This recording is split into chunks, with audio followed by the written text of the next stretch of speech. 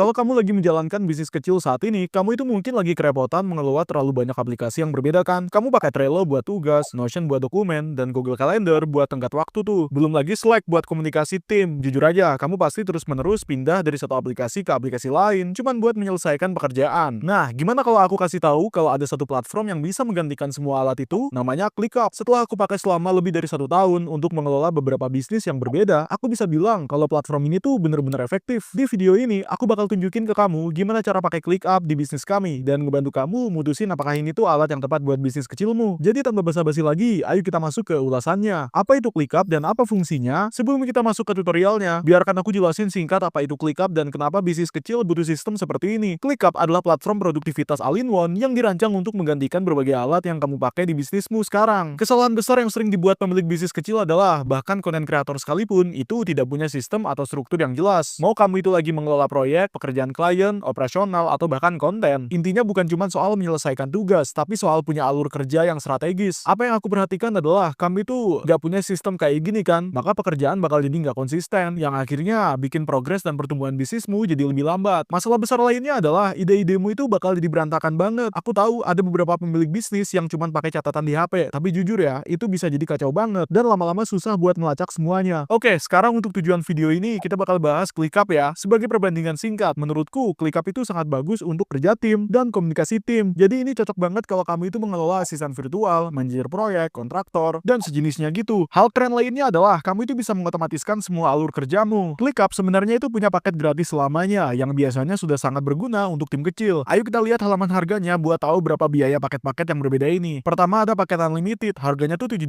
per bulan untuk pengguna jika dibayar tahunan. Ada paket bisnis, ini paket paling populer yang biasanya dipilih orang-orang, harganya $12 per bulan. Ada juga paket enterprise, kalau kamu itu punya tim yang sangat besar, kamu bisa hubungin tim penjualan mereka untuk harganya. Jadi kalau kita beralih ke opsi bulanan, ya kamu itu bakal lihat harganya jadi sedikit lebih mahal ya. Kamu itu masih tetap punya paket gratis yang keren itu kok. Tapi untuk paket unlimited, harganya tuh jadi $10 dan paket bisnis jadi $19.